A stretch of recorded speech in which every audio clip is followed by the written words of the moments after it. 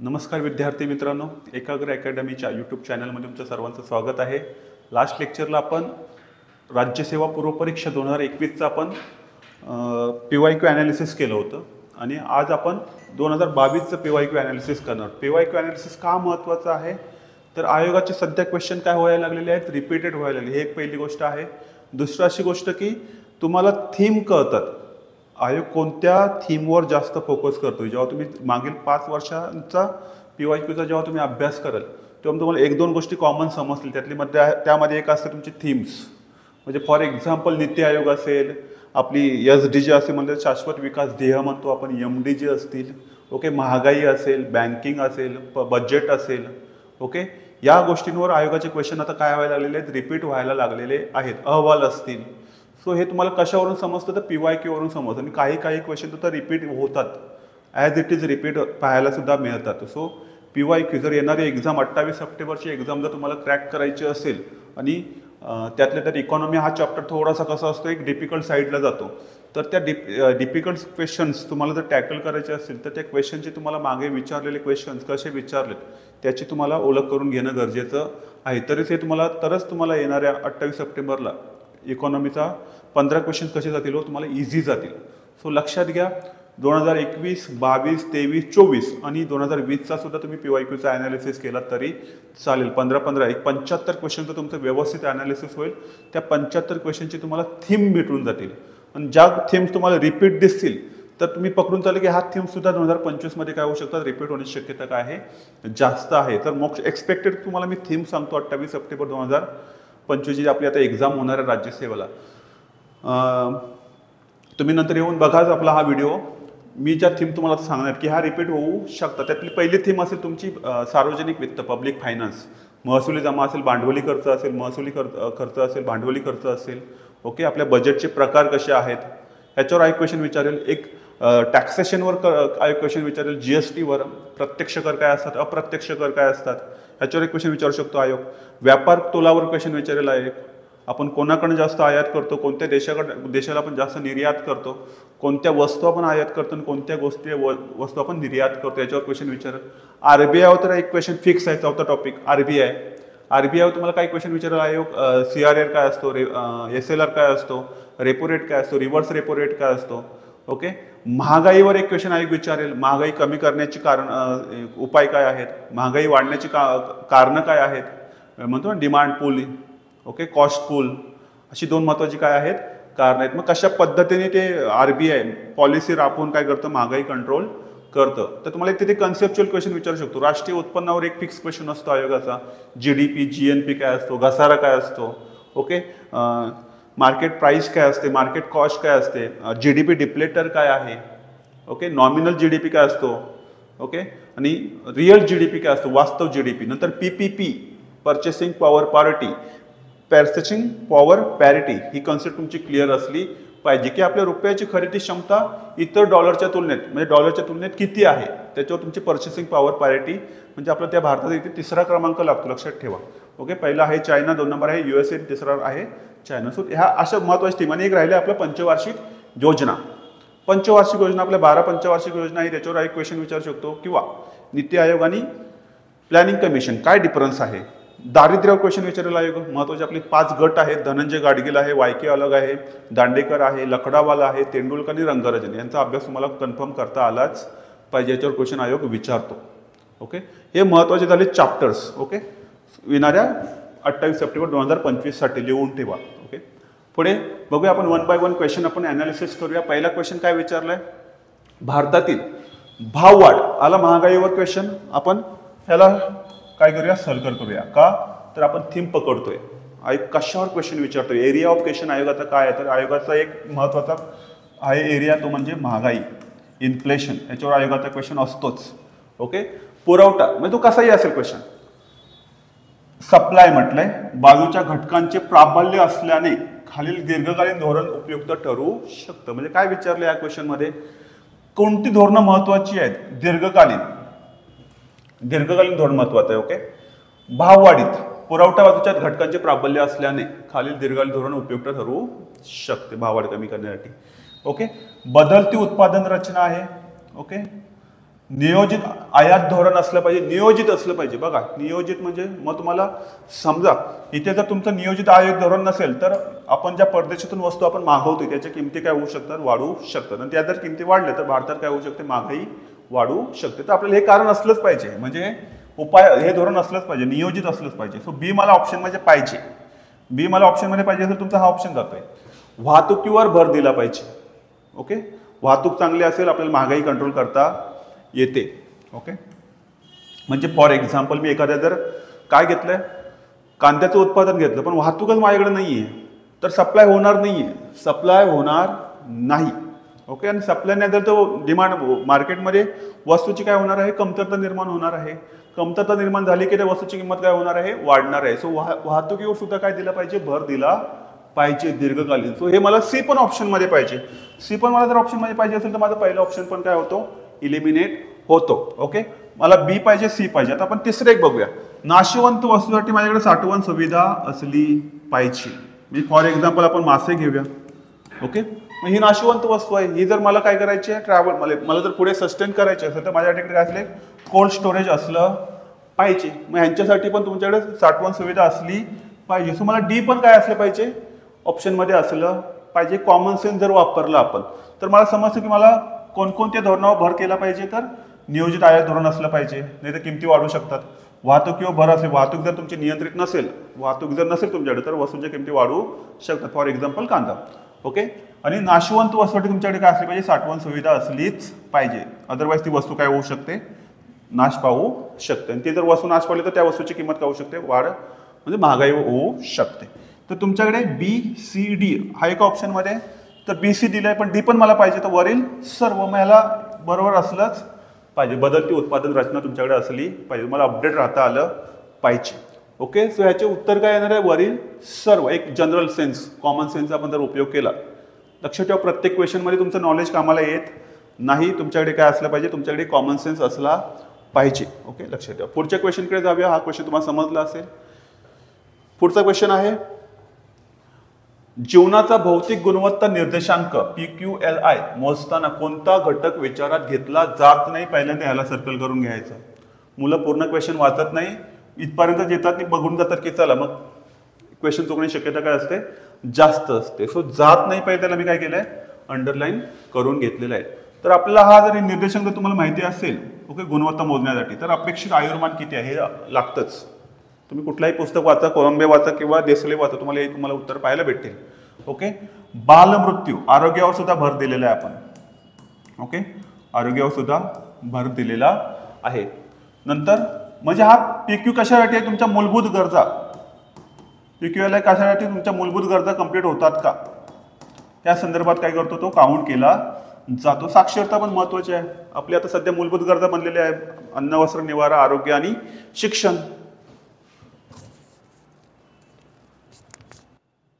आरोग्य आणि शिक्षण ही महत्वाची आपली काय आहे, मूलभूत गरज आहे. आणि अपेक्षित आयुर्मान, किती वर्ष तुम्ही जगताय. ओके, सो ह्याच्यामध्ये दरडोई उत्पन्न काय येत नाही, कामाला येत नाही. सो लक्षात ठेवायचं उत्तर काय असेल, तर दरडोई उत्पन्न हे वेगवेगळं असू शकतो. इथे महत्व आहे तुमच्या बेसिक नीड्स, आयुर्मान तुमचं किती आहे, बालमृत्यू किती आहे आणि साक्षरता. सो हे विचारात घेतले जातात, हा विचारात घेतला जात नाही. हे फ्लक्च्युएट होत असतं दरडोई उत्पन्न. ओके, लक्षात ठेवा.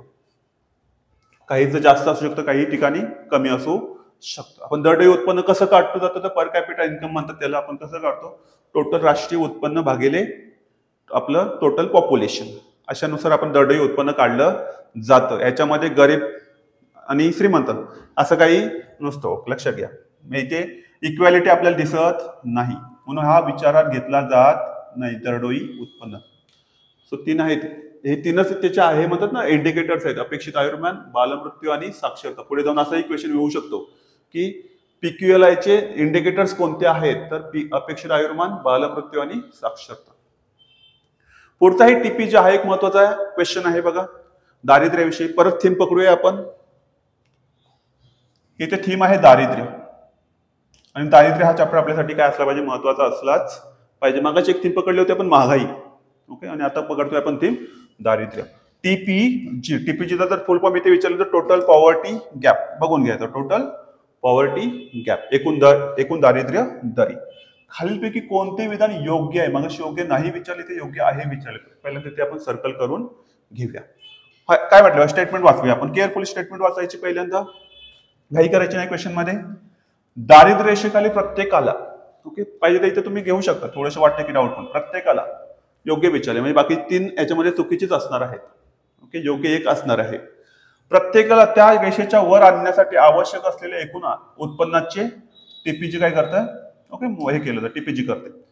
निव्वळ दारिद्र्य रेषेच्या खाली ज्यांचे उत्पन्न आहे अशांची संख्या म्हणजे टीपीजी होय. पुढे म्हटले प्रत्येक उत्पादन घटकाला मिळणाऱ्या एकूण राष्ट्रीय उत्पन्नातील वाट्याचे प्रमापन टीपीजी करते. आणि एखाद्या देशातील उत्पन्न विषमतेच्या सापेक्ष तीव्रतेचे मापन टीपीजी करते. आता आपल्याला इथे समजायचंय, काय समजायचंय? आपल्याला दारिद्र्य शब्द सोडायचा नाहीये. तुम्हाला इथे एका स्टेटमेंटमध्ये दारिद्र्य शब्द दिसणार नाहीये. एका स्टेटमेंटमध्ये काय दिसणार नाही तुम्हाला? दारिद्र्य शब्द दिसणार नाही. आणि ते स्टेटमेंट म्हणजे कोणतं आहे? तिसरं स्टेटमेंट आहे. एखाद्या वेळी असे क्वेश्चन जेव्हा वाटतात की बाबा खूपच कठीण आहे, काहीच समजत नाही, त्यावेळी इथे बघा, इथे दारिद्र्य शब्द मला दिसतोय. एकूण उत्पन्नाचे मापन करणे, कुठले? दारिद्र्य रेषेखाली. इथे म्हटलंय निव्वळ दारिद्र्य रेषेच्या खाली ज्यांचे उत्पन्न आहे, खाली आहे, अशांची संख्या म्हणजेच काय? गॅप आहे ना, टोटल पॉवर्टी गॅप. त्यामुळे हे पण स्टेटमेंट असलं पाहिजे, हे पण बरोबर असलं पाहिजे. एखाद्या देशातील उत्पन्न विषमता म्हणतो आपण, गरीब आणि श्रीमंत यांच्या तीव्रतेचं मापन टीपीजी करते. ओके, हा, तर योग्य विचारलंय कोणतं? तर हे योग्य आहे. ओके, लक्षात ठेवा. पुढे 24वा क्वेश्चन. दारिद्र्यात घट आणि उपजीविका यांना प्रोत्साहन देण्यासाठी भारत सरकारने बरोबर संयुक्त राष्ट्र युनायटेड नेशन डेव्हलपमेंट प्रोग्राम खालीपैकी कोणत्या कार्यक्रमांना पाठबळ दिलेलं आहे? ओके, तर इथे बघा, सर्वांसाठी माफक दरात ग्रामीण गृहनिर्माण बरोबर असू शकतं. बहुराज्य आरोग्य सेवा पाहिजे, आरोग्य सेवा आपल्याकडे असलीच पाहिजे, क्षमता सुधारणा केली पाहिजे. येस. प्रशासन गुणिक उपजीविका पाठबळ म्हटले त्याला. मला इंग्लिशमध्ये जर तुम्ही वाचलं तर गव्हर्नन्स अँड ऍक्सेलरेटेड लाईव्हलीहूड सपोर्ट हो दिलाच पाहिजे. ओके, नंतर आदिवासी विभाग राष्ट्रीय क्षमता बळकटीकरण. जर तुम्ही 4ही ऑप्शन बघितले तर एक जनरली एक सेन्स त्यांचा काय लागतो? एक बरोबर असलेला सेन्स लागतो. इथे वरीलपैकी सर्व ऑप्शन असला पाहिजे. ओके, सर्व कार्यक्रमांना, कोणत्या कार्यक्रमांना पाठबळ दिलेलं आहे? गरज वाटते की माफक दरात काय असलं पाहिजे? सर्वांना गृहनिर्माण असलंच पाहिजे. माफक दरात म्हटले, हा शब्द महत्वाचा आहे. सर्वांना फक्त जर गृहनिर्माण असं तर चुकीचं वाटलं असतं, पण सर्वांना माफक. ओके, असं नाही की जास्त ह्याच्यामध्ये काय केलं पाहिजे? वस्तू घरांच्या किमती गेल्या पाहिजे. म्हणून आपल्याला रेरा हा काय आहे? ऍक्ट आणलेला आहे, फसवणूक वगैरे होऊ नये, जास्त दरामध्ये विकली जाऊ नये म्हणून. ओके, सो लक्षात ठेवायचं उत्तर काय आहे? ऑल दी अबो. या सर्व यांची गरज आहे. एकदम इझी क्वेश्चन जातो हा. इझी कॅटेगरीमध्ये पण डायरेक्ट फॅक्च्युअल क्वेश्चन काही वेळेला आपली चुकण्याची शक्यता काय असते? जास्त असते. ओके, वाटतं ना इझी वाटतो, पण असे क्वेश्चनच काय असतात? थोडेसे डिफिकल्ट असतात. जर माहिती असेल तर तुम्ही उत्तर काढू शकता, अदरवाईज उत्तर येत नाही. महाराष्ट्र शासनाने टिंबटिंब या वर्षापासून लिंगभाव आधारित अर्थसंकल्प, बघा मगाशीच म्हटलं मी सुरुवातीला लेक्चरला, हा शब्द आपल्यासाठी महत्वाचा आहे. आयोगासाठी, आयोग याच्यावर क्वेश्चन काढतो. बजेट. ओके, म्हणजे बजेटचे प्रकार आहेत. ओके, संतुलित अर्थसंकल्प, लिंग आधारित आहे. हा लिंग आधारित क्वेश्चन विचारलेला आहे. तो महाराष्ट्र शासनाने कधी केला? तर 2013ला केलेला आहे. आणि जर विचारलं भारत सरकारने कधी केला तर लक्षात ठेवा 2005. भारत सरकारने लिंगभाव आधारित अर्थसंकल्प कधी चालू केला? तर 2005 आणि 2006 पासून सुरू केलेला आहे. हा एक क्वेश्चन इथे बनवू शकतो पुढच्या एक्झाम मध्ये येणाऱ्या. डायरेक्ट क्वेश्चन कंबाईन राज्यसेवा किंवा combine C, group C. Okay, आता लिंगभाव आधारित म्हणजे काय म्हटलंय त्याला? इंग्लिशमध्ये आपण म्हणतो जेंडर बजेटिंग. म्हणजे महिलांसाठी आपण विशेष तरतुदी केलेल्या असतात त्या बजेटमध्ये, त्याला म्हणतात लिंगभाव आधारित अर्थसंकल्प. कुणांसाठी असतात? महिलांसाठी विशेष काय असतात? विशेष योजना राबवल्या जातात. लक्षात ठेवा, महिलांसाठी. आणि त्याचे कर्ते धर्ते कोणाला विचारलं तर पीटर पिहर आहेत. लक्षात ठेवा. ओके, पुढे जागतिक. पुढचा क्वेश्चन बघूया आपण. हा, 2011 मध्ये खालीलपैकी कोणत्या राज्यात बाल लिंग गुणोत्तर सर्वात कमी होते? लक्षात ठेवा काय विचारले, सर्वात कमी होते असं विचारलेलं आहे. आता केरळ तर असूच शकत नाही ज्या ठिकाणी बाल लिंग गुणोत्तर काय असेल, कमी असेल. उलट ते सर्वाधिक आहे. ते किती आहे तर 964 आहे. लक्षात ठेवा, लिहून ठेवा कुठेतरी. ओके, अनालिसिस करताना. तर हे केरळमध्ये सर्वाधिक आहे. ओके, मध्य प्रदेशमध्ये विचारलं तर ते 918 आहे. ऍक्च्युअली आपल्याला माहिती असली पाहिजे, थोडीफार महत्वाच्या राज्यांची तरी माहिती असलीच पाहिजे लिंग गुणोत्तर जी महत्वाची आहेत. आता याच्यामध्ये तुमच्यामध्ये युपी वगैरे शब्द दिसत आहे, तुम्ही काढून ठेवा तुमच्या याच्यामध्ये, बिहारचं काढून ठेवा. ओके, आणि कर्नाटकमध्ये विचारलं तर 948 आहे ते. आणि महाराष्ट्रामध्ये आपल्या आहे फक्त 894. लाजिरवाणी गोष्ट आहे. ओके, फक्त महाराष्ट्रामध्ये किती आहे, 894. जर विचारलं मग त्याच्यावरून उत्तर काय भेटेल तुमचं, तर महाराष्ट्र सर्वाधिक काय आहे, लिंग गुणोत्तर कमी आहे. ते पण बाललिंग गुणोत्तर किती आहे, 800. बाललिंग गुणोत्तर कुठून कुठे मोजलं जातं, 0 ते 6. लक्षात, तर हे कमी आहे. आणि फक्त लिंग गुणोत्तर म्हटलं असं तर महाराष्ट्राचं आपलं 929 आहे. देशाचं किती आहे तर 943 आहे. ओके, लक्षात ठेवा. आणि हा लिंग गुणोत्तर महाराष्ट्रामध्ये सर्वात मोठा पहिला जिल्हा कोणता आहे तर रत्नागिरी. आणि याच्यामध्ये विचारलं तर कोण आहे तर केरळ आहे. लक्षात ठेवा. अशी थोडीफार माहिती आपल्याला याच्याबद्दल माहिती असली पाहिजे. म्हणजे ह्याच्यावर आपल्याला थीम काय पकडता येते तर लोकसंख्या. महायोगासाठी कोणता चॅप्टर महत्वाचा आहे, याच्यामध्ये आणखी एक लोकसंख्या हा सुद्धा चॅप्टर आपल्यासाठी महत्वाचा असला पाहिजे. लोकसंख्येमध्ये कशावर जास्त फोकस करायचा, एक साक्षरता आहे, साक्षरतेवर जास्त फोकस करा, लिंग गुणोत्तरवर फोकस करा, याच्याबद्दल तुम्हाला माहिती असली पाहिजे, घनतेबद्दल तुम्हाला माहिती असली पाहिजे, आणि बाललिंग गुणोत्तर. ओके, सो अभ्यास करताना ह्या 4 गोष्टींवरून लक्षात ठेवायचं लोकसंख्येवर. पुढचा क्वेश्चन बघूया आपण. 27वा क्वेश्चन काय म्हटलंय, जागतिक बँकेच्या मते, वर्ल्ड बँक, भारतीय शहरीकरणाच्या खालीलपैकी कोणत्या महत्वाच्या समस्यांचे निराकरण करणे आवश्यक आहे. समस्या दिल्यात, मग आपल्याला समस्याच असल्या पाहिजेत. खाली आपल्या ऑप्शन मध्ये काय असल्या पाहिजेत, समस्याच असल्या पाहिजेत. मग आता इथे आहे का समस्या, खराब स्थानिक प्रशासन हो आपल्याकडे आहेच, करप्शन वगैरे मोठ्या प्रमाणात चालतं तिथे. सो ते पण समस्या, याच्यावर पण काम करणं गरजेचं आहे. अत्यल्प वित्त पुरवठा आपल्याकडे केला जातो. ओके, आताच तुम्ही एक न्यूज ऐकली असेल की आपल्याकडे एका कॉन्ट्रॅक्टरने काय केले, आत्महत्या केली का, त्याला बिलच पास झाली नाहीत, आपली टेंडरच पोहोचली नाहीये. सो लक्षात ठेवा, अत्यल्प वित्त पुरवठा होतो आपल्याकडे. खर्च वाढ करणारे अयोग्य नियोजन, अयोग्य म्हटले. ओके, अयोग्य नियोजन बरोबर आहे. ओके, महत्वाच्या समस्यांचे निराकरण करणे आवश्यक आहे असं म्हटलंय, बरोबर आहे शहरीकरणाच्या. आणि वेगाने खालवत जाणारा पर्यावरण दर जगांचा, मोठ्या प्रमाणात आपण काय करतोय, पर्यावरणाचा ह्रास करतोय. ओके, जमिनीच्या जमिनी आपण काय करतोय, तिथे बिल्डिंग्स वगैरे उभा करतोय शहरीकरणाच्या नावाखाली, जंगल तोडतोय आपण. लक्षात ठेवा, ह्या 4ही काय आहेत समस्या. सो वरील सर्व हा ऑप्शन मध्ये बघा, वरील सर्व. लक्षात ठेवा. पुढे जाऊया. पुढचा क्वेश्चन सोपा क्वेश्चन होता हा. 28वा क्वेश्चन काय म्हटलंय, खालीलपैकी कोणते विधान लिंगभाव असमानता निर्देशकाला GII लागू होते. GII म्हणजे काय, जेंडर इनइक्वॅलिटी इंडेक्स, म्हणजे आपल्या मेल आणि फिमेल, मेल आणि फिमेल यांच्यामध्ये कंपॅरिझन केलं जातं. Gender inequality index. आरोग्य, सक्षमीकरण, इम्पॉवरमेंट म्हणतो आपण. श्रम बाजारपेठ म्हणजे महिलांचा वाटा किती आहे, ओके, श्रमामध्ये. यातील लिंगभाव फरकाची कल्पना GII मुळे येत असेल नक्कीच. ओके, येतेच. ओके, GII चे मूल्य प्रत्यक्षात लिंगभाव असमतेची तीव्रता दर्शवते. GII चे उच्च मूल्य प्रत्यक्षात लिंग असमानतेची तीव्रता दर्शवते. लक्षात ठेवा, आपल्याला जो लिंगभाव काढला जातो तो 0 ते 1 याच्यामध्ये ह्या मार्कांमध्ये मोजला जातो. मग 0 म्हणजे समानता, 0 म्हणजे काय, समानता, आणि 1 म्हणजे काय असेल, असमानता. आणि त्या स्टेटमेंट काय म्हटलंय बघा, GII चे उच्च मूल्य, उच्च मूल्य म्हणजे जास्त, मग ते बरोबर आहे. ते स्टेटमेंट सुद्धा काय आहे, बरोबर आहे. प्रत्येक लिंग गटाला मिळालेल्या संसदीय जागांचा वाटा, लिंग गटाला आपल्याकडे 2 लिंग गट आहेत, मेल आणि फिमेल. सध्या तरी तिसरा आपण ऍड केलेला नाही, लक्षात घ्या. मिळालेल्या संसदीय जागांचा वाटा हा सक्षमीकरणाचे आंशिक मापन करतो. आपण आंशिक या शब्दाचा मिनिंग खाली बघूया. The empowerment of dimension is a partly measured by share of parliamentary. Yes, आंशिकच मापन करतो. ओके, पूर्ण मापन करता येत नाही, आता जर विचारलं आपल्या पार्लमेंटमध्ये तर एवढ्याच जागा आहेत. किती जागा आहेत? 74 जागा आहेत, ज्या 2019च्या याच्यामध्ये 78 होत्या. म्हणजे 13% पर्सेंटेज काय आपल्याकडे महिलांचं काय आहे, हिस्सा आहे पार्लमेंटमध्ये, संसदीय याच्यामध्ये. तर याचं उत्तर काय येईल? आंशिक मापन करतो वरील सर्व. लक्षात ठेवा. पुढे जाऊया. भूमिराशी म्हटले.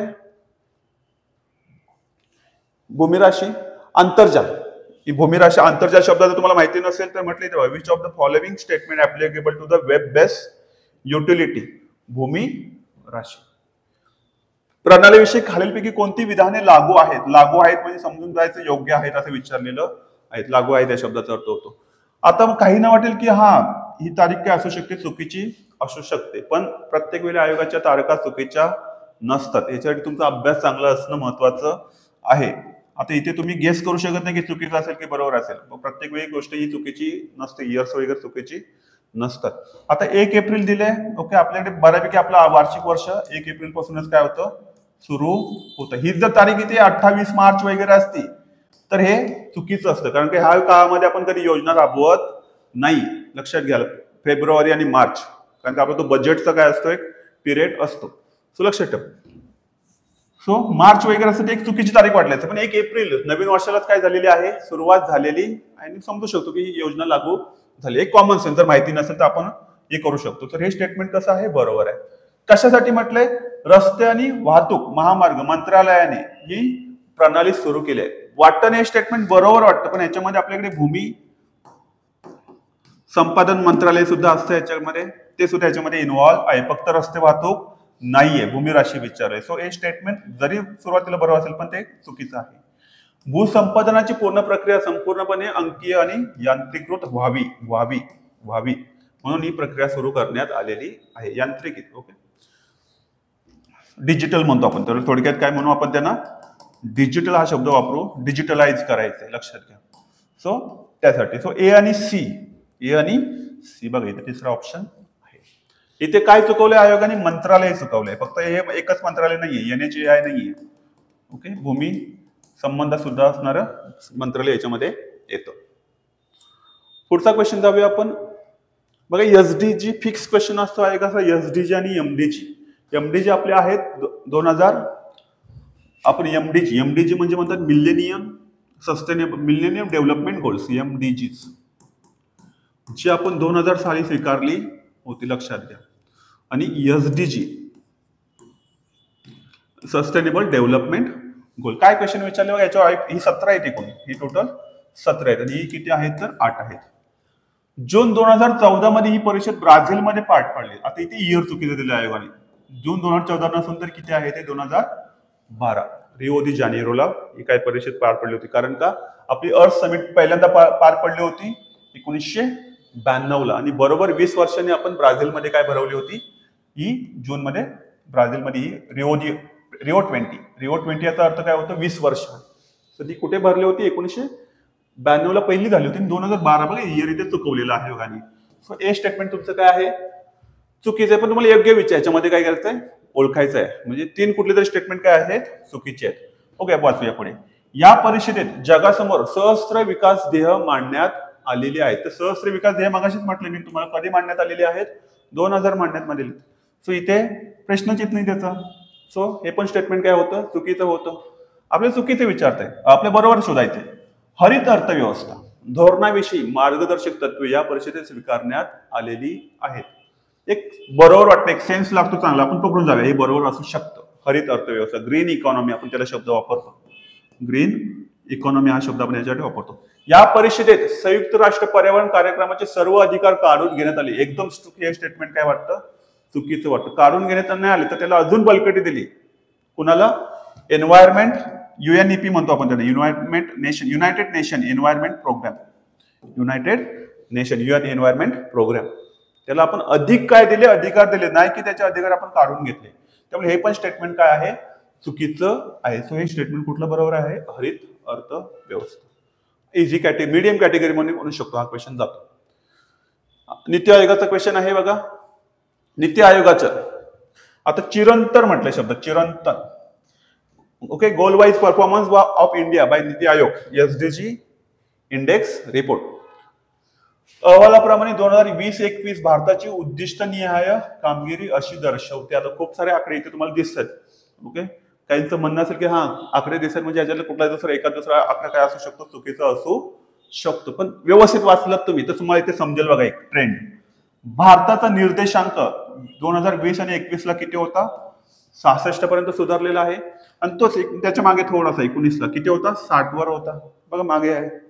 आणि 19 ला तो किती होता, त्याच्याही कमी. 19 ला किती होता, 57 होता. म्हणजे उतरताच क्रम आहे बघा, 66, 60 आणि 57. हा इथे जर इथे 57 असतं आणि इथे जर 60 असतं तर हे स्टेटमेंट काय झालेलं असतं, चुकीचं झालेलं असतं. लक्षात ठेवा, हे स्टेटमेंट एकदम बरोबर आहे.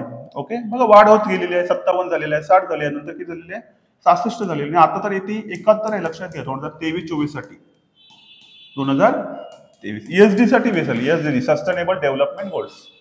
ओके, शाश्वत विकास दृष्ट पाहिजे होते पण आयोगाने दिले तिथे चिरंतन. त्याचा दुसरा शब्द वापरला जाऊ शकतो मराठीमध्ये, शाश्वत विकास दृष्ट्यांमध्ये. आपली 17 उद्दिष्ट आहेत. ओके, आणि 2020-21 मध्ये 22चा पेपर आहे, 20-21चा क्वेश्चन विचारतो आयोग. कोरोना संकट असतानाही भारताची कामगिरी, बघा पॉझिटिव्ह सेन्स येतो, असतानाही 15 पैकी 8 उद्दिष्टांबाबत उत्तम राहिलेली आहे.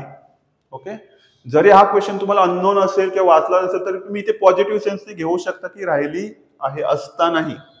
ओके, निगेटिव्ह म्हटलेलं नाही. ही दोन्ही स्टेटमेंट कशी आहेत, बरोबर आहेत. कोणता पर्याय योग्य असेल, दोन्ही पर्याय योग्य आहे. ओके, पुढचा क्वेश्चन बघूया आपण. परत आला बघा एसडीजी, म्हणजे एसडीजी एमडीजी तुम्हाला चांगलं माहिती असलंच पाहिजे. लक्षात घ्या, याच्यावर थोडासा अभ्यास करून तेव्हा 22चा क्वेश्चन आहे, पुढे जाऊन परत रिपीट होऊ शकतात. हे आधीही यूज केली जातात. एमडीजीचा जास्त वापर होत नाही पण कंपॅरिझनसाठी याचा उपयोग केला जातो. एमडीजीचा कशाशी कंपॅरिझन करताना, एसडीजीची. ओके, सस्टेनेबल डेव्हलपमेंट गोल. सहस्त्र विकास उद्दिष्ट एमडीजी साधण्याविषयी भारताच्या संदर्भात खालीलपैकी कोणती विधाने योग्य आहेत. भारताने अतिशय समपद्धतीने दारिद्र्यातील घट साध्य केलेली आहे. हो येस, भारताने अतिशय समपद्धतीने. ओके, असं पण नाही की जास्त आणि कमी, समपद्धतीने.